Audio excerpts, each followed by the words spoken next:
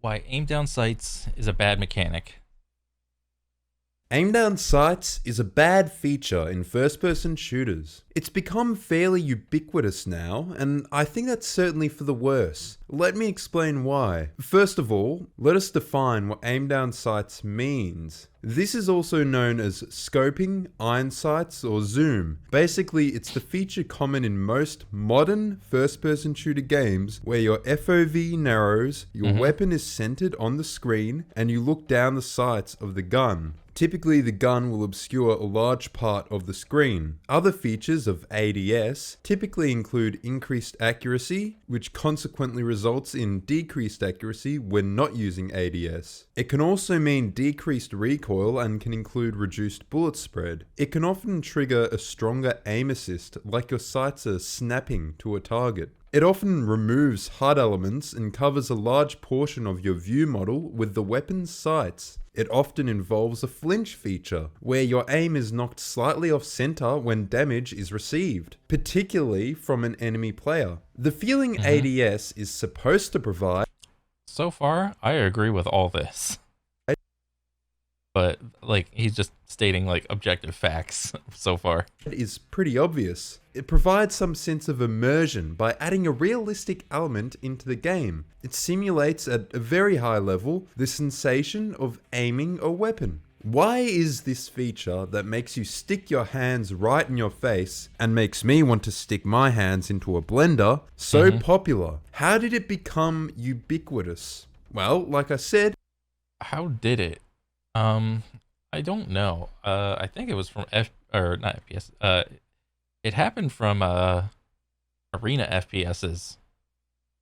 It's like back in the days with like Doom, like way back in the day, the gun was just like always in the center of the screen. But then as like more and more games came out, the gun started being on the side, and then you could just move it right back there, like right in the center. Objectively, I usually do like hip fire more, provided I have like some sort of gun where hip fire just feels better. You know, the FOV is wider. Um, all the visual clutter is off to the side. You know, if the gun has a lot of what do you call it? Like the fire coming out and shit. It's like it's usually easier to aim when you hip fire and is harder to aim with ADS in general. immersion. It's realistic. I do understand how making typically gamey elements like crosshairs and aiming into an actual part of the game world, into an animation, can remove barriers between the player and the world they inhabit in the game. But games are full of unrealistic concessions. Yeah. This dude is fighting aliens right now. That is unrealistic. Game design is fundamentally meant to be fun and compelling, and developers ought to add a feature to their game if it unanimously improves the experience, no matter how unrealistic. So far, I've never met a person in real life who can pause and see menus, and when people did try to give themselves a real life HUD, we bullied them for it. Hard. Well, ADS took over quite slowly. Technically, the first FPS games had a perspective similar to what we know as ADS, where you're looking down the sights of your gun. I mean, it makes sense not having your arms. But look how low the gun is. Like it's on the bottom, I don't know, third, bottom fourth of a screen. Meanwhile, modern aim down sight would be like the gun would just like be higher and take up more room, more screen space. Sprout from the sides of your head where your ears should be. But in Doom, it was more like a phallus pointing out. Truly hellish. As games moved into full 3D, with games like Quake 2, the perspective permanently changed. Now your gun is mounted on your right shoulder. Now, let's say you want to get creative and introduce new features to this burgeoning genre of game. What's the best place to draw ideas from? Well, real life, of course. And many real life guns have scopes and iron sights. But in real life, nobody goes around really like just shooting a gun like on the side, like just like in the game right here. Nobody does that really. I don't know, maybe they do in like some sports or whatever. I don't know, but like if you do like even competitive shooting or like hunting, it's always like bring it up to your cheek or whatever, and aim that way because it's easier to aim. I guess that's the line of connection that he's gonna try to make. Games began to introduce scopes. The Team Fortress Quake mod introduced the sniper rifle, a real-life weapon noticeably lacking from earlier shooters. GoldenEye 64 and Half-Life were notable for including a zoom feature for certain weapons to allow you to engage enemies from a distance. LucasArts Outlaws from 1997 had an actual scope attached to your gun. Oh my This scope god. worked like real scopes, zooming in on the area strictly within the bounds of the scope. Oh, this is jarring. Oh man, this is horrible. Is it? I mean, if it was like a modern day sniper or whatever, like a modern shooter, everything would be like blacked out on the sides, and like the only thing you can see is like the little circle. This is most common today in simulation shooters, but is otherwise disregarded. This is due to Yeah. the performance toll it has. You effectively need to render the world twice, one at the regular FOV, and one to be displayed within the bounds of the scope at a Yeah. much tighter FOV. That's why it's so Scopes jarring. were beginning to become a common feature in FPS games. Developers added different view model and HUD adjustments to accompany the zooming. In most games, scoping was just a matter of tightening FOV. By 2001, in Halo, your scope removed some HUD elements, as well as adding a translucent circular overlay, as if you were using the scope of the pistol. This obscured parts of your field of vision. ADS truly came into being as a feature in America's Army from 2002. America's Army was a simulation game / recruitment tool that was developed with the express intent of recreating modern warfare in a realistic fashion. This basically meant every weapon had to be aimed to be accurate and reduce recoil. This seems perfectly Yeah, that's like that's a realistic type depiction of a gun, you know? If you're just holding it on your side, you're not gonna be accurate at all. And if you like aim down sight, then it's gonna be more accurate. So reasonable in a game aimed at realism and tactics. It was a tactical choice you make as the player. If you want to hit a shot accurately, you need to trade your mobility. Running and gunning is something that will get you killed in a real battle. You are not a one-man army. You need to be covered by your squad mates to make any movement. ADS would also later feature in games such as Viet Cong. It was slowly gaining acceptance as a feature in games based on modern warfare. It truly came into its own in 2003 with Call of Duty. This is the game that will carry this feature into relevance alongside its own success. Call of Duty, unlike games such as America's Army, was not primarily intended as a tactical simulation. It was a cinematic game, inspired by movies such as Saving Private Ryan, providing a gritty, realistic vision of World War II, but with more of a dramatized edge. ADS seems like a perfect feature to make this game feel realistic and immersive, to feel like a soldier on the ground in this,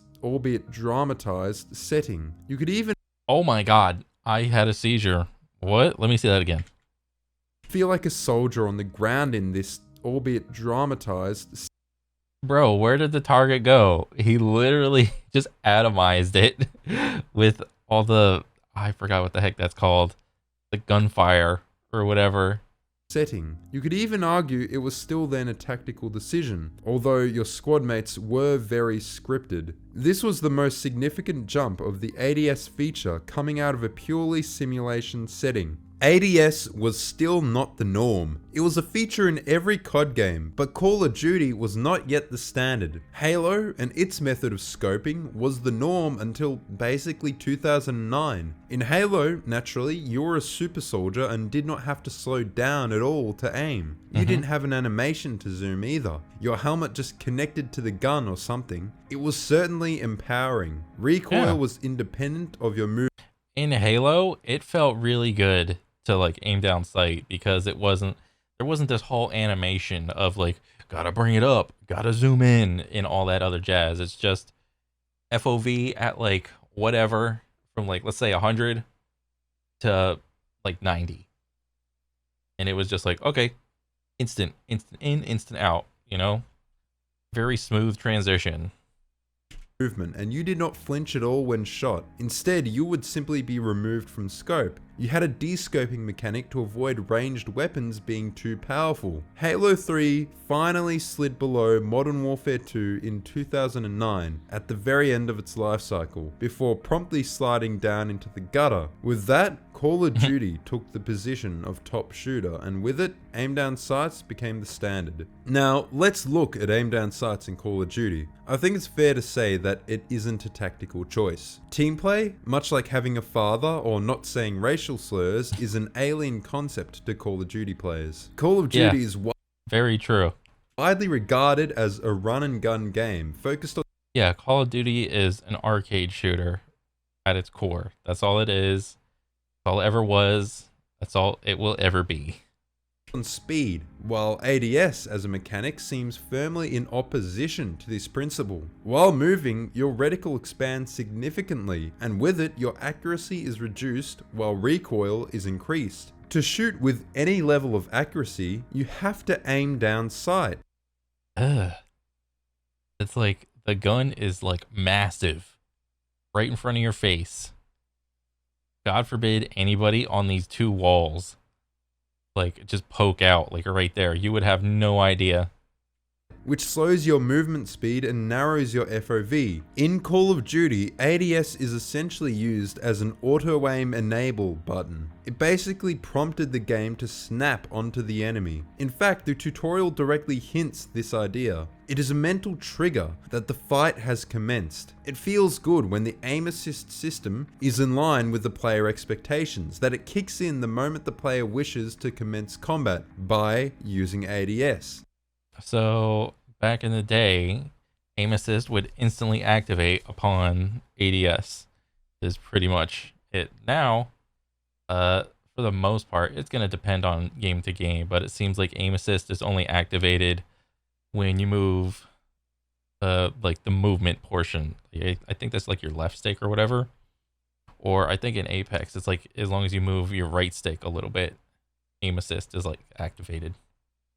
This is why it's so easy to tell when somebody is a COD player. They have a Pavlovian response in every game to aim down sights as soon as they enter a gun battle. It produces frustration when they want to do something they're so conditioned to doing just to have it not behave the way they expect. Playtests across the industry naturally picked this up over years of COD's market success. This brings up the question of multitasking, or rather, why modern FPS fans absolutely hate multitasking. Thinking about multiple tasks at once can be very challenging and requires a lot of mental energy that a casual game may not want to occupy. Casual game may not want to occupy. So the more effort a person has to put into doing a task, it seems is like, as far as business goes, like if you're trying to make a game where your player has to like multitask and become good at it, you're not like, the filter for that is going to be very like dense. Like you're going to filter out a lot of people. And when you're trying to make money, you want to lessen that filter. So what do? You make it so you don't have to multitask. You know, you make it so the skill gap is small. You make it so it's easy to just point and kill and feel good, and you get the dopamine hit. So the more you can get that out of the player, the more likely they are to spend money on microtransactions and stuff like that.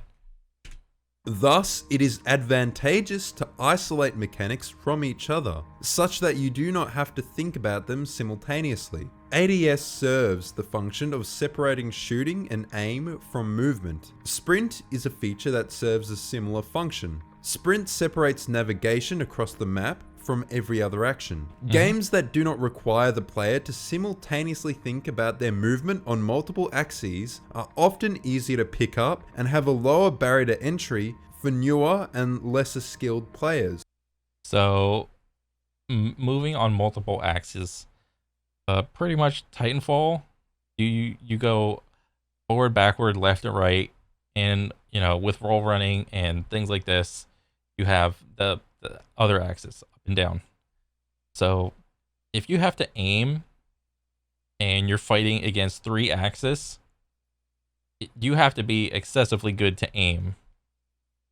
Whereas in CS or Valorant, you only have two axes, you know? You have left, right, forward, backward. That's it.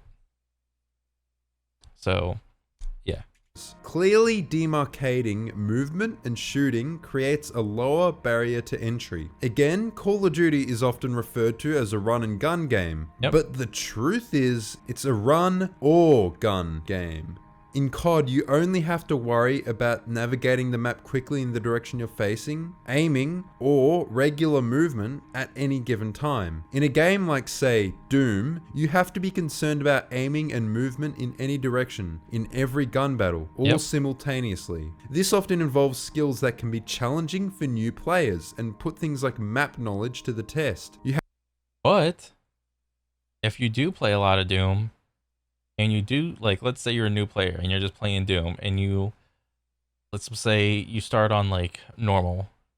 So there might be a part or two on normal where it's tough, but you do it over and over again, or you reduce difficulty so you can get through it or whatever, so you can play the rest of the game, and then you all of a sudden beat the rest of the game on, like, say normal or easy. Let's say your next playthrough, you want to challenge yourself, you bump it up a level, and you get better and better. And that feels I would argue it feels way more rewarding than just normal shooting, like forward, backward, left, right. You have to be aware of the rocks and cover around, even what isn't in your line of sight. There's a natural tendency among new players to look in the direction they're going, like when they're running for cover, when in fact it's always better to shoot at the enemy that's shooting at you while you're running into cover. Have you ever seen an old person playing a first-person shooter game? Yeah. Or someone who's really young just on their first ever game? It is challenging to adapt to the use of both thumbsticks simultaneously, or keyboard and mouse. Now, why is... But alternatively, they're not the target audience for a game like an FPS. An FPS is target audience is not going to be like 50 plus years old. ADS bad? Many games focus on player empowerment, the power fantasy. It's a common philosophical term you'll hear developers use to describe their approach to design, especially in first-person shooters. It's simple. Make the player feel powerful, like they're expressing their skills. Games should provide challenge commensurate with the player's skill, but they shouldn't challenge players 100% of the time. They should allow some moments for the player to express mastery over their environment. There are many ways developers can hope to achieve player empowerment. One direction I've seen many games going in over the past few years is by using speed, like a return to classic shooters. This is how they challenge players and ultimately make them feel powerful, by making the player play faster. Look at games like Titanfall or Doom Eternal. They have a certain level of spectacle as a result of their speed. This helps the player power fantasy. The thing is, many developers fail to understand how to make their games actually fast. All too often, devs will mistake in-game movement speed for actual speed of the game. Here's the thing. Speed isn't a strictly defined thing. It is a feel. Yeah, you don't have to have just the player character go fast. It is, I would imagine, possible to make the area around you feel fast without actually going fast. Feeling. It is when you have to do a lot of real-time strategizing. It is how quickly the game as a whole moves. So I think what he's hinting at is, like, if you're looking forward and you have like your whatever FOV, and all of a sudden you like leave cover and there's like 3 enemies ahead of you, instantly you're gonna feel like you need to eliminate those enemies as fast as you can. All right, did you increase your player speed? No, all you did was simply move to cover. Now how you do that is gonna be however, but the more enemies that are in front of you, the faster you are gonna feel you need to move in your game. relative to the player. Fear has an incredibly sluggish movement speed, and yet the games move quite quickly. I have to think of a game like Titanfall. It was focused on speed, it had some really cool mechanics that could allow for extremely quick travel, and its navigation did require a lot of real-time strategizing. With some thought, you could intelligently traverse the map in a very brief amount of time. The navigation was fast and very rewarding, but the combat was not. Here's the thing, Titanfall was made by former COD developers. At the time, recently exiled by Activision execs from the Cosby suite of their ivory tower, Oh boy. Titanfall de facto adopted many of the design principles from Call of Duty. Things such as loadouts, sprint, human enemies, and yes, ADS. The combat in Titanfall is fairly weak. It's why Titanfall 2, despite still being very good, isn't one of my favorite FPS campaigns. Think of the enemies. They're mostly just dudes.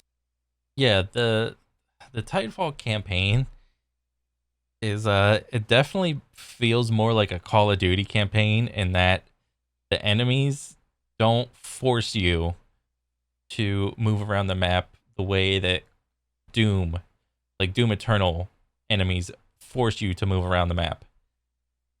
In Titanfall campaign, it's like an option to like utilize all the movement.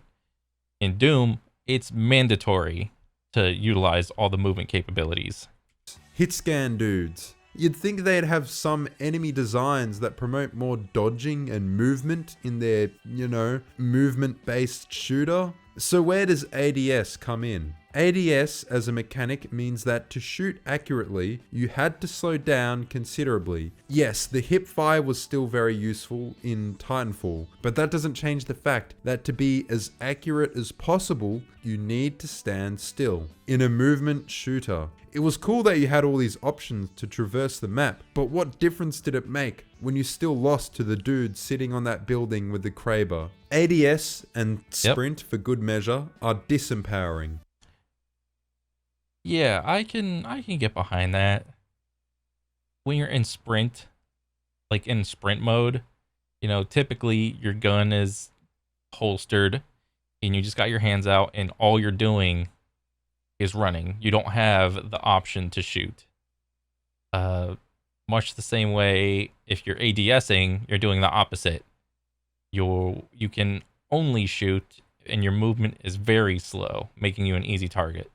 I find it interesting that many games empower you by explicitly negating the effects of these features, by making it so that the features are less of a factor in your gameplay. How many games have perks or upgrades like better hipfire accuracy, faster movement while aiming down sights, reducing flinch, or not having your HUD obscured by aim down sights? Take a look at Payday 2. There are upgrades to effectively narrow the gap between ADS and hipfire. Negate the feature. There's an upgrade that lets you reload while sprinting, one that lets you sprint in any direction, one that lets you shoot while sprinting. If you get enough upgrades, you might even reach the point where your movement is as good as in any classic shooter. It's an implicit admission that classic shooter movement and aiming were more empowering, that it is an upgrade over your regular movement. Destiny 2 is another such game with similar perks on its weapons, ones that make you move faster while aiming down sight, or not even needing to aim down sight at all. I got an interesting comment on a previous video, and I want to say that I appreciate all of your comments. This one stood out to me regarding Halo Infinite, saying,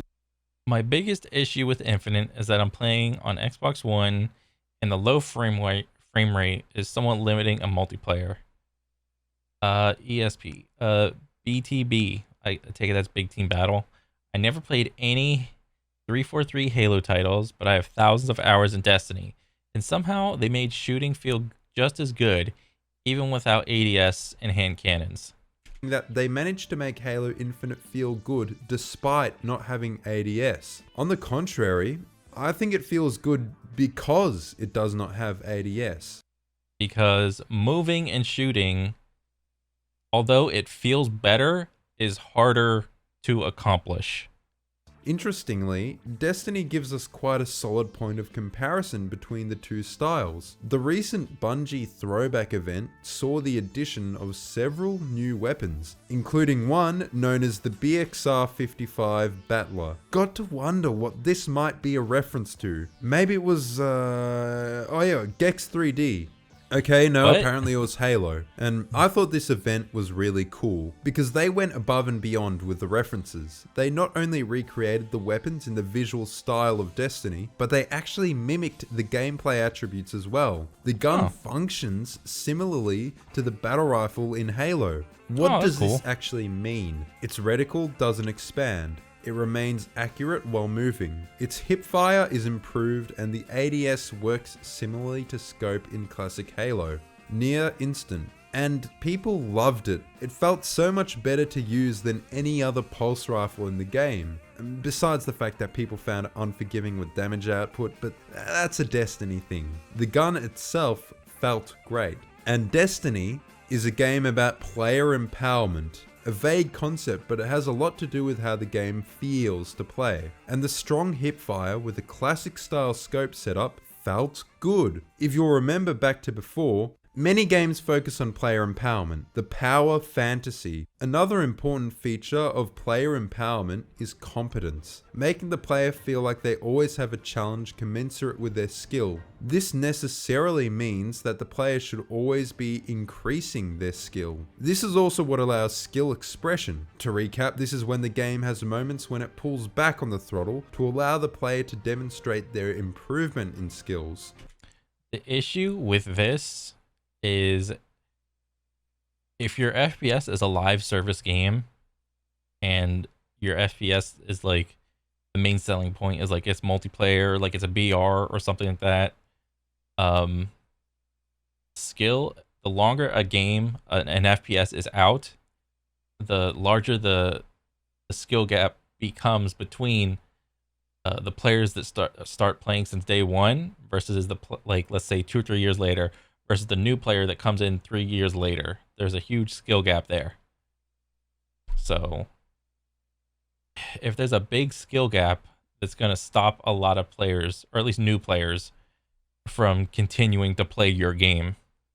Basically, let you style on them, as the Zoomers would say. Yeah. Now, as I established earlier, games with ADS segregate movement from aiming. This requires less multitasking and less real-time strategizing. This is good for new players, so they do not get overwhelmed. It's accessible, but it makes for a shallower experience. If you truly want your game to get the player to improve and later provide opportunities for skill expression, you'll need to challenge them. And multitasking in FPS games is essential to challenge and engage the player. Forcing the player to be aware of their environment and their enemies simultaneously is something that develops player skills. Environmental awareness is a skill present in every first-person shooter, but it is discussed to a greater extent in FPS that aren't based around ADS. And which is why he used Doom as an example right there, because Doom does that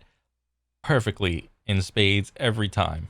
The sprint as well. Because in those games, you need to know what's around you without even seeing it. You need to create a mental map of the environment. This is perhaps also why so many environments from classic shooters are so much more memorable, at least campaign areas. Multiplayer maps you've played on a billion times don't count. This mental cartography, of course, allows for great levels of skill expression. If you've seen a pro in classic shooters, this becomes apparent. Their map knowledge allows insane and inhuman feats. They seem to have a sixth sense, knowing exactly where to go and when, knowing everything that's happening on the map and where everything is. This skill, again, this is a learned skill that takes hundreds, thousands of hours. And for the players that do stick around, it's awesome. But for a new player trying to pick up on it, it's really hard when they don't even know that environmental awareness is even a thing. Breezing through the map while not even looking where they're going. Now, do I think ADS should be exercised from games entirely? No, I think there's a variety of first-person shooters where aim-down sights is required, tactical and simulation shooters. Somebody Yeah. will inevitably ask why I didn't bring up realism and tactical shooters in the comments. I want you to admonish that person for not watching the whole video. As I said in the beginning, ADS is a tactical choice. It makes sense in games that place realism over player empowerment. Yeah. Games where your shots actually come out of your gun instead of the middle of your head. Sacrificing mobility for accuracy makes sense in a team-based game where you can die in one hit. It forces you to be slow and methodical. Ultimately, I think games should take a step back and try to justify their features. Start from square one. Instead of following industry orthodoxy, think, why does this game need this feature? What are our goals? How does this help achieve those goals? Developers should design with intentionality. I believe that when developers start from ground zero and are aware of why they're adding certain features, features like ADS added just for the sake of it will be less common. When you design a game to empower the player, consider how every feature supports this, and whether certain features like ADS really aid this goal. That is why I think aim down sights is a bad feature. Thanks for watching, like the video, and subscribe. Goodbye. I like it. So I think this is a great video. I always knew I was brought up in a time where ADS was just a thing, and I had to discover like what a movement shooter was. And I think this video did a great job explaining exactly what it did, why ADS is a bad mechanic. This was awesome. One thing I'm sure we all agree on is ADSing on a shotgun to make the spread range bigger is stupid. True. I'm pretty sure he's talking about Call of Duty or something like that. I think Titanfall movement is negated completely by good players using ADS when you haven't been absolutely demolished by a good movement player in Titanfall that also uses ADS to delete you instantly. They flick around a corner at Mach 5. Oh, true. Yeah. When you have a Kraber and you're just zooming around, that's pretty much what that's like. I haven't finished the video yet, but my immediate thought is an entire class of guns across that genre is built upon ADS. Snipers straight up could not exist as we know them in game form without ADS, of course. Yep. Well, yeah. I mean, imagine if you could just hip fire a sniper. It's a gun where you can just one shot anybody at any point. I think you're missing the risk versus reward aspect. Zooming down sight also slows you down, meaning while you get more accurate, so do your enemies.